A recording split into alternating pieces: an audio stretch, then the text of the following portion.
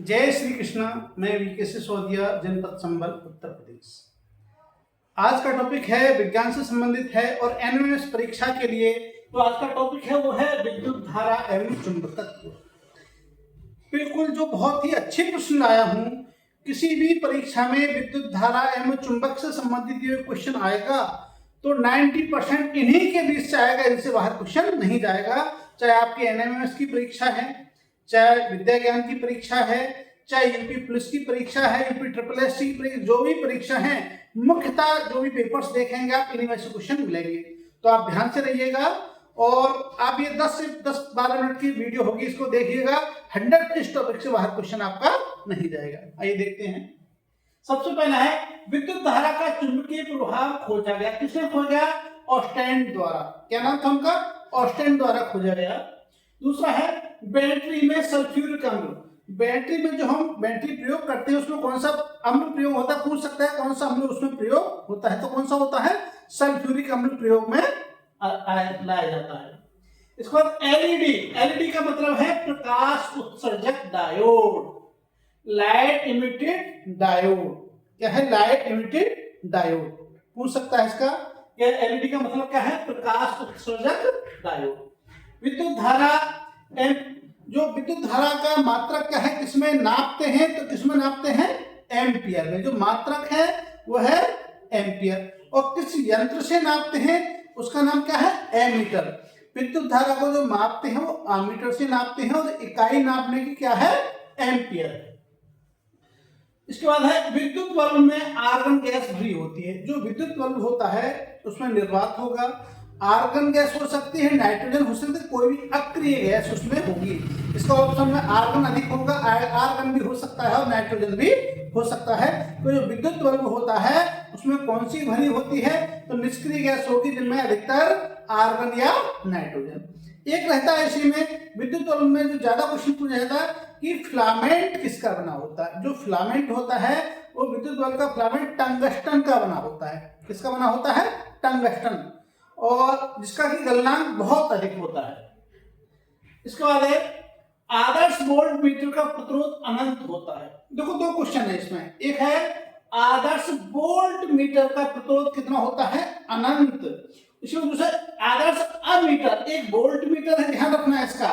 Volt meter का प्रतिरोध होता है अनंत और अमीटर का प्रतिरोध होता है शून्य। दोनों ही क्वेश्चन अक्सर आते हैं। यदि अमीटर का प्रतिरोध पूछता है तो उसका क्या है? शून्य है। और एक वोल्ट मीटर का प्रतिरोध पूछता है तो वह आपका अनंत। इसके बाद है प्राथमिक सेल। इसमें अक्सर पूछता है कि प्राथमिक सेल का उदाहरण पूछता है। इसमें है प्राथमिक सेल होते क्या है? प्राथमिक सेल वो होते हैं कि जिनको कि हम पुनः आवेशित नहीं कर सकते। एक बार प्रयोग में आने के बाद वो नष्ट हो जाएंगे, खराब हो जाएंगे। इसका उदाहरण है प्राथमिक सेल के लेक-लांसे सेल, डेनियल सेल, वोल्टीय सेल और शुष्क सेल। इनमें से कोई उदाहरण दे देगा कि इनमें से निम्न में से कौन सा प्राथमिक सेल है। जैसे वोल्टीय सेल दे देगा आपको, शुष्क सेल दे देगा, लेक-लांसे सेल दे देगा या डेनियल सेल। ये अक्सर इसमें पूछा जाता है। इसके बाद है विद्युत वाहक बल का मात्रक है जूल प्रति कूलम या वोल्ट। वोल्ट कहते हैं और जूल प्रति कूलम, ये इसका विद्युत वाहक बल का मात्रक।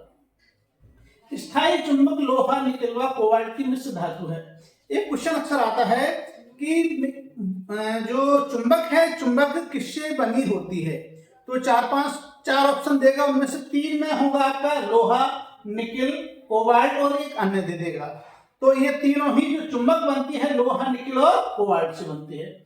चुंबक की चुंबकीय शक्ति ध्रुवों पर अधिकतम मध्य में न्यूनतम होती है। पूछ सकता है कि देगा कि चुंबक जो होती है उसमें चुंबकीय शक्ति अधिकतम कहाँ होती है? तो अधिकतम शक्ति जो होती है वो सिरों पर होती है और न्यूनतम कहाँ होती है? उसके मध्य बिंदु में जो होती है वो न्यूनतम होती है। चुंबकीय फ्लक्स का मात्रा क्या है? वेबर है। और पृथ्वी के भौगोलिक अक्ष एवं चुंबकीय अक्ष के बीच का कोण कितना होता है? अक्सर पूछा जाता है क्वेश्चन। क्या पृथ्वी के भौगोलिक अक्ष एवं चुंबकीय अक्ष के बीच का कोण होता है ये 11.3 डिग्री होता है, तो ये लगभग में देगा, लगभग में 12 भी दे सकता है, 15 भी दे सकता है, 14 भी दे सकता है, इस प्रकार से क्वेश्चन आता है। तो उसका जो सही है वो 11.3 है, और उसमें निकटतम वाला बताएंगे, उसके 4 ऑप्शन देंगे और चारों में से आप देखेंगे कौन सा इसमें निकटतम है। जैसे कई बार पूछा गया है तो उसमें 17 दे रखा है और 45, 80, 100 ऐसे दे रखे हैं, तो उसमें 17 उसका आंसर है। उसका जो सही है वो 11.3 है। इसके बाद विद्युत घंटी विद्युत धारा के चुंबकीय प्रभाव का काम करती है। जो विद्युत धारा का चुंबकीय प्रभाव होता है, जैसे विद्युत मोटर है, विद्युत घंटी है, टेलीफोन है, ये सब विद्युत के चुंबकीय प्रभाव के द्वारा कार्य करते हैं। तो पूछ सकता है कि विद्युत के चुंबकीय प्रभाव से कार्य करते हैं। विद्युत घंटी की भी दे सकता है, विद्युत मोटर भी दे सकता है, कोई ऑप्शन दे सकता है, वो आपको बताना होगा। तो विद्युत घंटी या विद्युत मोटर ये सभी जो है, टेलीफोन, ये सभी के विद्युत धारा के चुंबकीय प्रभाव पर कार्य करते हैं।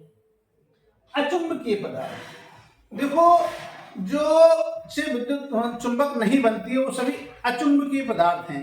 अचुंबकीय पदार्थ में या जिसको आकर्षित नहीं करती है चुंबक, वो क्या हो जाएंगे? अचुंबकीय पदार्थ। आप अभी लकड़ी है, रुई है, कोई भी ले सकते हैं, लेकिन इसमें जो एग्जाम्पल लिए है वो लिए हैं जिसमें कि व्यक्ति भ्रमित होता है, जो लगता है कि हो सकते हैं, नहीं हो सकते। तो देखिए अचुंबकीय पदार्थ में तांबा है, पीतल है, शीशा है, तो ये क्या है हमारे कैसे अचुंबकीय पदार्थ है। तो तांबा पीतल पर आदमी कंफ्यूज हो जाएगा, चुंबकीय हो सकता है, लेकिन तांबा है, पीतल है, शीशा है, ये सब कैसे हैं? अचुंबकीय पदार्थ हैं। इसी प्रकार से एक होता है विद्युत का सुचालक और कुचालक। सुचालक जो है, सबसे अच्छा सुचालक जो होती है चांदी होती है। विद्युत की सर्वाधिक अच्छी सुचालक चांदी होती है, और आपका लोहा है, तांबा है, ये सब क्या है? धातुएं अक्सर विद्युत की सुचालक है। और जो कुचालक में आती है, चाहे लकड़ी है, प्लास्टिक है, ये सारी चीजें कैसे आदमी कुचालक में आती है। लेकिन कुछ एग्जाम्पल ऐसे जिनमें व्यक्ति कंफ्यूज होता है, वही यहाँ पे दिए गए हैं कि जो सुचालक है, देखिएगा ग्रेफाइट है। ग्रेफाइट का जो पेंसिल में प्रयोग होती है, कच्ची पेंसिल होती है, उसमें काला काला जो होता है सुरमा कहते हैं, तो वो क्या ग्रेफाइट है, वो क्या चीज है? सुचालक है।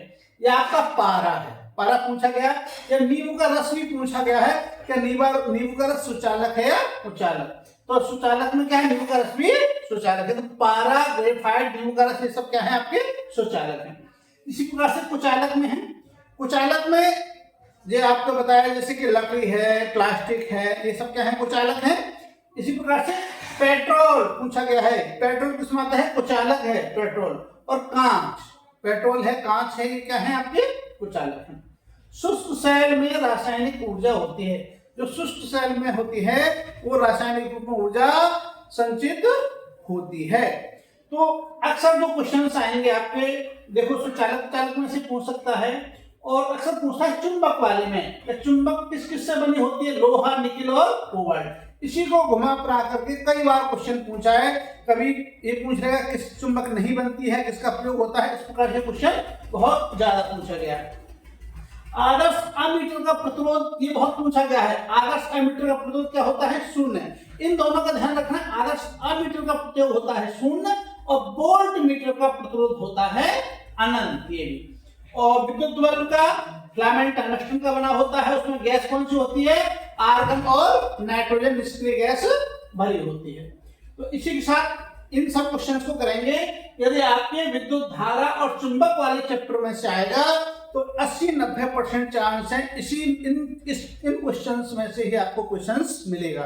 जो चाहे कोई भी परीक्षा दे रहे हैं, आप इसको देख करके जाइए, 100% इसमें से क्वेश्चन मिलेगा। इसी के साथ अब नई वीडियो के साथ आएंगे, और अब जय श्री कृष्ण।